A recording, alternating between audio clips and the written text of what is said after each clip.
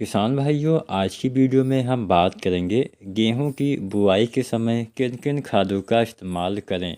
बहुत सारे किसान साथियों ने तो गेहूं की बुआई कर दी होगी। जो किसान साथी अगेती गेहूं लगाते हैं वो नवंबर के पहले सप्ताह तक लगा देते हैं। इसके बाद हम समय वाले गेहूं की बुआई करते हैं।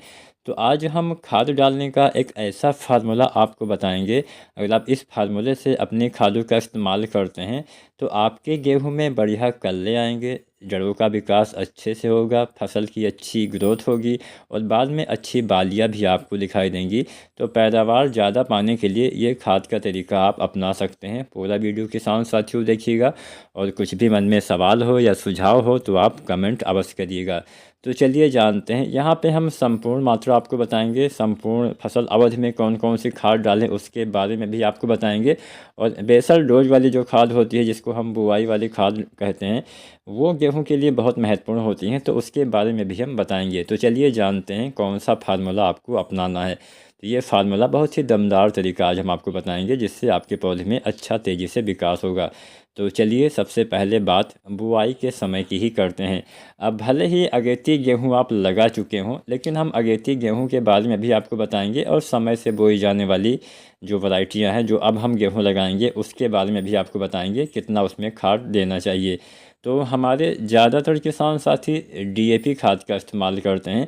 तो पहले हम डीएपी खाद के बारे में ही जानते हैं। अगर आप किसी दूसरी खाद का इस्तेमाल करते हैं, जैसे कोई एनपीके डालना चाहते हैं या फिर सिंगल सुपर फास्फेट या फिर किसी भी दूसरी खाद का फार्मूला आप डालने वाले हैं, तो अगर आप उसके विषय में जानना चाहते हैं तो आप हमें नीचे कमेंट करिए। कोशिश करेंगे कि कमेंट में ही जवाब दे दें। अगर आपका सवाल लंबा रहा तो उसके ऊपर वीडियो भी आ जाएगी। तो कम से कम कोई वीडियो बनाने के लिए एक टॉपिक पे 10 या 15 लोगों का कमेंट आना चाहिए, तो ही हम उस विषय पे वीडियो बनाएंगे। तो चलिए जानते हैं। सबसे पहले बात डीएपी की ही करते हैं। बुआई के समय कितना हमें डालना चाहिए।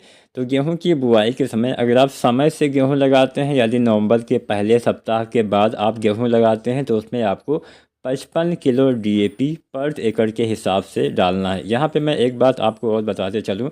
यहाँ पे हम जो भी खाद की मात्रा बताएंगे या बताने वाले हैं, वो पर एकड़ के हिसाब से है, यानी 1 एकड़ खेत में इतना आपको खाद डालना है। इस बात का ध्यान देना है।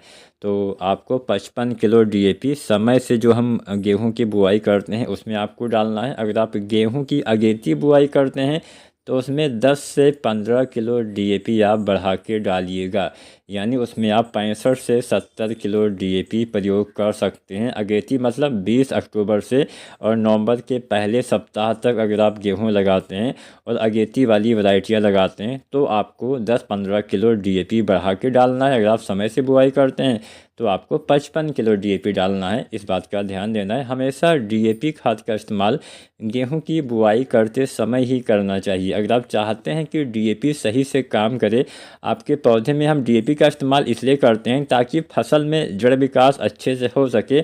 तो अच्छे से जड़ विकास के लिए आपको समय से डीएपी डालना पड़ेगा और समय से डीएपी आपको बुआई के समय ही डालना है। और 55 से लेके और 65-70 किलो तक डीएपी आपको डालना है। अगर आप बाद में डीएपी डालते हैं, क्योंकि हम बाद में अगर आप फास्फोरस वाले कोई भी खाद ऊपर से डालते हैं तो उसमें होता क्या है कि वो नीचे तक पहुंच ही नहीं पाता है। फास्फोरस एक स्थिर तत्व होता है, ज़्यादा ऊपर नीचे नहीं जाएगा, जिससे आपके पौधे को उसका कम ही लाभ मिल पाएगा। इस बात का किसान साथियों आपको ध्यान देना है। तो आपको डीएपी बुआई के समय ही इस्तेमाल करना है। अब हम बात करते हैं यूरिया की।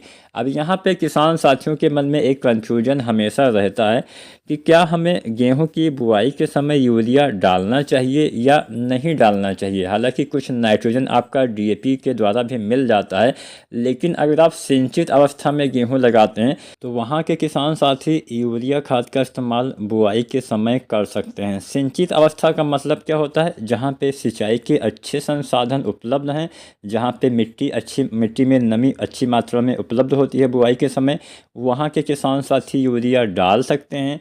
अगर आप नहीं भी डालते हैं तो कुछ दिन के बाद डाल सकते हैं।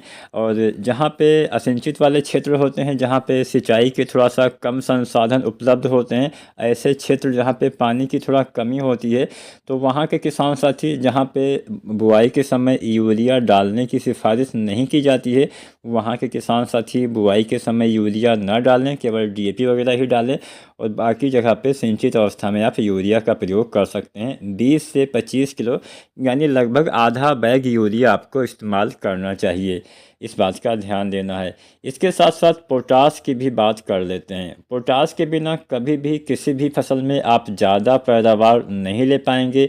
तो जो MOP पोटास आता है 60% वाला, इसका इस्तेमाल करिएगा। 25 से 30 किलो पर एकड़ के हिसाब से अगर आपने समय से गेहूँ लगाया है तो इतनी मात्रा डालिए। अगर आपने अगेती गेहूँ लगाया हुआ है तो 5 से 10 किलो पोटास आप बढ़ा के डालिए, यानी उसमें आप 30 किलो, 35 किलो, 37 किलो तक पोटास डालिए तो मात्रा पर्याप्त रहेगी 1 एकड़ खेत के लिए। और इन तीनों खादों का इस्तेमाल जहाँ पे बुआई के समय यूरिया डाला जाता है वहाँ पे यूरिया, बाकी DAP, पोटास, ये 3 चीज़ें आपको बुआई के समय ही इस्तेमाल करना है, इस बात का आपको ध्यान देना है। तो बुआई के समय अगर आप इन 3 खादों का इस्तेमाल करते हैं अच्छी ग्रोथ होगी। हमेशा बुआई के समय ही इनका इस्तेमाल करिएगा। इसके साथ साथ अब बात करते हैं कि पहले पानी पे क्या डालें। उससे पहले एक तरीका मैं आपको और बता देता हूं जिसके द्वारा आप अपने गेहूं में अच्छी ग्रोथ ले सकते हैं। तो पहले पानी से पहले ही आपको इसका इस्तेमाल करना है। जब आप DAP, यूरिया, पोटास वगैरह डाल देते हैं तो आप चाहें तो उसी समय सागरिका डाल सकते हैं, या फिर आप सागरिका 10 दिन 5 दिन बाद भी प्रयोग कर सकते हैं। यानी गेहूं की बुआई से लेके और पहले सिंचाई के बीच में आप सागरिका डालिए तो सबसे बढ़िया समय है मेरे हिसाब से कि हाँ, बुआई के समय या बुआई के 1 सप्ताह, 10 दिन, 15 दिन तक आप सागरिका जो दानेदार वाली आती है इसका इस्तेमाल करिए। 10 किलो पर एकड़ के हिसाब से इसका इस्तेमाल करना होता है। इसके इस्तेमाल से पौधे में जड़ विकास अच्छे से होता है। सागरिका दानेदार 2 तरह से आती है, एक आती है सागरिका Z++, एक आती है सागरिका गोल्ड। सागरिका Z++ में बहुत सारे माइक्रोन्यूट्रिएंट्स पाए जाते हैं और सागरिका गोल्ड में ह्यूमिक एसिड के साथ फ्लोरिक एसिड भी पाया जाता है। बस दोनों में केवल इतना ही डिफरेंस है। इसके ऊपर हमने डिटेल में वीडियो बनाई हुई है क्या क्या अंतर है, तो आप ज़्यादा जानकारी के लिए मेरी वो वीडियो भी चेक कर सकते हैं। फिलहाल कोई भी डालिए 10 किलो पर एकड़ के हिसाब से बुआई के 10-15 दिन के अंदर ही आपको प्रयोग करना है। अब हम बात करते हैं पहले पानी पे किन खादों का इस्तेमाल करें। गेहूं में पहला पानी 20-25 दिन की अवस्था में हम लगाते हैं और पहले पानी लगाने के बाद हम कुछ खादों का इस्तेमाल करते हैं, जिसमें हम सबसे पहली चीज़ डालते हैं यूरिया। जो दानेदार यूरिया आती है 40 से 45 किलो आपको डालना है। अगर आपने अगेती गेहूँ लगाया हुआ है तो 10-12 किलो यानी आधा बैग से आधा यूरिया आपको बढ़ा के डालना है। अब यहाँ पे एक बात का ध्यान आपको ये देना है कि जो हमारी अगेती गेहूँ होती है उसमें कुल यूरिया 3 बैग आपको डालना है। जो समय से बुआई की जाती है उसमें 2.5 बैग यूरिया डालना है, जिसमें से आधी बैग यूरिया तो हम जो है बुआई के समय ही इस्तेमाल कर देंगे सिंचित अवस्था में। बाकी की 2 बैग यूरिया जो हम समय से गेहूँ लगाते हैं उसमें 2 बैग यूरिया बचा, तो 1 बैग पहले पानी पे, 1 बैग दूसरे पानी पे। और जो हम अगेती गेहूँ लगाते हैं उसमें लगभग 2.5 बैग यूरिया बचेगा। तो वही 2.5 में से आपको 2 बार हिस्सा कर लेना है, तो वही एक बार में आपको 10-12 किलो जो है यूरिया बढ़ा के इस्तेमाल करना है। तो पहले पानी पे अगेती गेहूँ लगाया है तो यूरिया भी आप 10-12 किलो मान के चलिए कि हाँ 55 किलो, 50 किलो ऐसे आप डाल सकते हैं। तो पहले पानी पे यूरिया हो गया 40-45 किलो, या आप अगेती गेहूँ लगाते हैं तो 10-12 किलो बढ़ा के डालिए। इसके साथ जिंक आप डालिए। जिंक अगर आप मिट्टी में इस्तेमाल करते हैं तो 33% वाले जिंक 5 किलो से लेकर 7 किलो तक, या 21% वाले जिंक 8 किलो से लेकर 10 किलो तक इस्तेमाल करिए। और बेहतर रहेगा कि आप जिंक का स्प्रे करें। इसके ऊपर भी हमने डिटेल में वीडियो बनाया हुआ है कि कौन सा तरीका बेस्ट है, तो ज़्यादा जानकारी के लिए मेरी वो वीडियो भी आप 2-4 दिन पहले वाली देख सकते हैं। तो यूरिया और जिंक ये 2 चीज़ें आप डालिए। अगर आपका थोड़ा सा बजट है तो आप, अगर आपने सागरिका वगैरह नहीं डाला हुआ है तो आप ह्यूमिक एसिड डालिए। जो ह्यूमिक एसिड आता है 98% वाला, फिर बहुत सारे कॉम्बिनेशन में आपको मिलता है ह्यूमिक एसिड, फ्लोरिक एसिड, तो आप 700 ग्राम 800 ग्राम जो 98% वाला आता है उसका इस्तेमाल कर सकते हैं। या फिर दूसरे जो ऑप्शन आते हैं उसमें भी आपको हर जो कंपनियां बनाती है उसकी अलग अलग मात्रा होती है, तो अपने हिसाब से देख लीजिएगा। सल्फ़र की बात की जाए तो 90% वाला सल्फ़र 3 से 4 किलो। तो यूरिया, जिंक, सल्फ़र और ह्यूमिक एसिड ये 4 चीज़ आप डाल सकते हैं। सल्फ़र, ह्यूमिक एसिड अगर आपका बजट है तो डालिए, नहीं है तो आप हटा भी सकते हैं। उसके बाद में पहले पानी के बाद में जब 30-35 दिन की फसल हो जाती है तो एक NPK, अगर आपकी फसल थोड़ा कमज़ोर दिख रही है तो 19-19-19 आप एक NPK डाल सकते हैं। इससे बढ़िया फ़ायदा मिलेगा। इसके बाद दूसरा पानी लगाइए, दूसरे पानी पे भी आप वही यूरिया का इस्तेमाल करिए 40-45 किलो, तो आपके पौधे में अच्छी ग्रोथ होगी, आप अच्छा उत्पादन ले पाएंगे। बाली आने से पहले एक NPK डाल दीजिए 05234, साथ में बोरोन NPK 05234 या फिर कोई भी NPK 1 किलो से लेकर 1.5 किलो तक इस्तेमाल करना है।